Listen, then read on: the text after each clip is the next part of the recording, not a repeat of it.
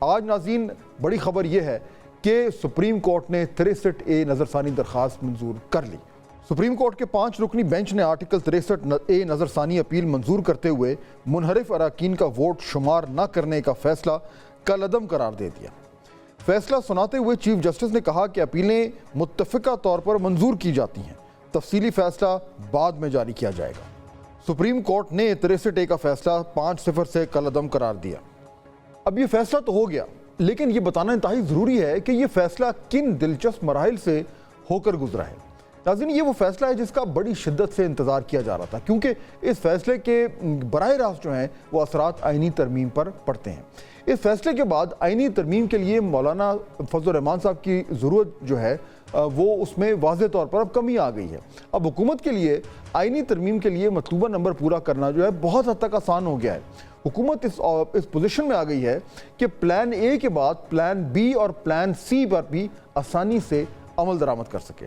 یہی وجہ ہے ناظرین کہ پارلیمنٹ کا مشترکہ اجلاس بلانے کے لیے اب مشاورت شروع ہو چکی ہے۔ اب اس بات میں کوئی شک نہیں کہ اس وقت آئینی ترمیم ملکی سیاست میں ایک تناور درخت کی شکل اختیار کر چکی ہے، چاہے سپریم کورٹ ہو یا پارلیمنٹ، سیاسی جماعتیں ہوں یا الیکشن کمیشن، کوئی بھی اس کے اثرات سے بچ نہیں پا رہا۔ اور یہی وجہ ہے کہ 11:30 بجے سپریم کورٹ میں 63A کی سماعت شروع ہونی تھی، لیکن اس سے آدھا گھنٹہ پہلے ہی اسلام آباد ہائی کورٹ بار، اسلام آباد ڈسٹرکٹ بار اور اسلام آباد بار کونسل کی مشترکہ پریس کانفرنس ٹی وی اسکرینوں پر نمودار ہوئی۔ اس پریس کانفرنس میں جو ہے وہ توپوں کے دہانے سپریم کورٹ کی طرف تھے۔ اب سوال یہ پیدا ہوتا ہے کہ اگر آپ نے آئینی ترمیم کی مخالفت کرنی ہے تو تنقید سپریم کورٹ پر کیوں؟ نظرثانی درخواست پر کیوں؟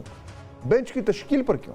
ابھی ان الٹیمیٹم کی صدائیں گونج رہی تھیں کہ سپریم کورٹ میں 63 نظرثانی کیس کی سماعت شروع ہو گئی اور علی ظفر نے بانی پی ٹی آئی سے ملاقات کی کہانی سنانا شروع کر۔ بیرسٹر علی ظفر نے روسٹرم پر آ کر کہا کہ کل عدالتی ہدایات پر بانی پی ٹی آئی سے ملاقات ہوئی اور ملاقات میں پولیس افسران بھی بیٹھے رہے۔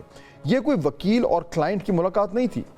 بیرسٹر علی ظفر نے کہا کہ بانی پی ٹی آئی نے ویڈیو لنک کے ذریعے عدالت میں پیش ہونے کی استدعا کی ہے۔ بانی پی ٹی آئی کی ہدایت ہے کہ اس بینچ کی تشکیل درست نہیں، اس بینچ کے سامنے کارروائی جاری نہیں رکھ سکتے۔ لیکن ناظرین، مزے کی بات یہ ہے کہ بائیکاٹ کرنے کے باوجود عدالت نے علی ظفر اور کو جو ہے وہ عدالتی معاون مقرر کر دیا اور وہ 1 گھنٹے 30 منٹ تک عدالتی کارروائی کا حصہ بنے رہے، جو کئی پی ٹی آئی لیڈران کو ناگوار بھی گزرا۔ سپریم کورٹ میں سماعت کے دوران فلور کراسنگ کی باتیں بھی زیر بحث ہیں۔ علی ظفر نے کہا کہ آج پھر سے ہارس ٹریڈنگ کا راستہ کھلنے جا رہا ہے۔ 25 اکتوبر سے پہلے یہ لوگ فیصلہ چاہتے ہیں، ہارس ٹریڈنگ کے ذریعے 2/3 چاہتے ہیں، وفاداری تبدیل کر کے 2/3 حاصل کرنا چاہتے ہیں۔ چیف جسٹس آف پاکستان نے کہا کہ ہر ڈکٹیٹر کہتا ہے تمام کرپٹ ارکان اسمبلی اور ایوان کو ختم کر دوں گا، سب لوگ ملٹری رجیم کو جوائن کر لیتے ہیں اور پھر جمہوریت کا راگ شروع ہو جاتا ہے۔ جج کون ہوتا ہے یہ کہنے والا کہ کوئی رکن منحرف ہوا ہے؟ پارٹی سربراہ کا اختیار ہے وہ کسی کو منحرف ہونے کا ڈیکلیریشن دے یا نہ دے۔ حاصل بزنجو نے ایک سینٹ پر الیکشن پر کیا کہا تھا؟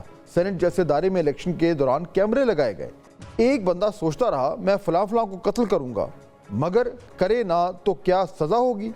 کیا میں سرخ اشارہ محض توڑنے کا سوچوں تو کیا میرا چلان ہو سکتا ہے؟ فلور کراسنگ پر دنیا کی مثالیں دیتے ہوئے فاروق ایچ نائک نے عدالت کے سامنے یہ حقائق رکھے۔ پیپلز پارٹی کے وکیل فاروق نائک کے مطابق برطانیہ میں فلور کراسنگ کی اجازت موجود ہے۔ برطانیہ میں اسے ذاتی آزادی قرار دیا گیا ہے۔ امریکہ اور کینیڈا میں بھی یہی پریکٹس ہے۔ بھارت میں فلور کراسنگ پر نااہلی ہے، ووٹ نہ گنے جانے کا قانون یا اصول دنیا میں کہیں نہیں ہے۔ سپریم کورٹ سے باہر آ کر علی ظفر نے اپنے خیالات کا اظہار اس طریقے سے کیا۔ ناظرین، ابھی علی ظفر کی پریس کانفرنس کو 1 گھنٹہ 10 منٹ گزرے تھے اور ایسا لگ رہا تھا کہ اپوزیشن کی طرف سے چیزوں کو متنازع کرنے کی کوشش کی جا رہی ہے کہ سپریم کورٹ کا نظرثانی کیس پر فیصلہ 5-0 سے آ گیا۔ یہ فیصلہ سنتے ہی ذہن میں خیال آیا کہ گیم تو آن ہو گئی ہے، یعنی ترمیم کی گیم آن ہو چکی ہے۔ تحریک انصاف نے ڈی چوک پر احتجاج کی کال دی ہوئی ہے۔ کیا جو ہے وہ یہ ان کے لیے میچ میں شروع ہونے سے پہلے ہی ختم ہو گیا ہے؟ اپوزیشن فلور کراسنگ کا شور تو مچا رہی ہے، لیکن کیا حکومت کے لیے فلور کراسنگ کرانا اتنا آسان ہوگا؟ اس حوالے سے خبریں یہ آ رہی ہیں کہ حکومت نے آرٹیکل 63 کا فیصلہ آتے ہی دونوں ایوانوں کا اجلاس بلانے کا فیصلہ کر لیا ہے اور بیرون ملک اپنے پارلیمنٹیرینز کو واپس پہنچنے کی ہدایت کر دی ہے۔ اور اس اعتماد کے پیچھے یہ وجہ ہے کہ اگر مولانا فضل الرحمان نے ساتھ نہ بھی دیا تو حکومت ترمیم پاس کروانے کی کوشش ضرور کرے گی۔ پلان اے کے مطابق اگر مولانا سعد آ جاتے ہیں تو قومی اسمبلی سے آئینی ترمیم کی منظوری کے لیے 224 ووٹ درکار ہوں گے۔ اس وقت حکمران اتحاد کے پاس 214 ووٹ ہیں۔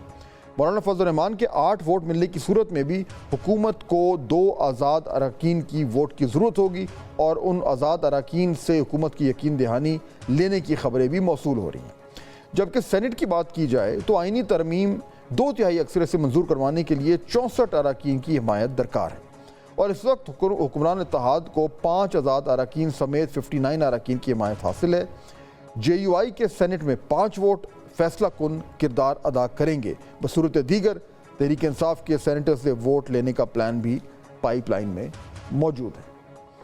ناظرین، آئینی ترمیم کے لیے مطلوب مرکزی کردار مولانا فضل الرحمان نے بھی آج ایک پریس کانفرنس کی اور اپنی پوزیشن کو بہت حد تک واضح کیا۔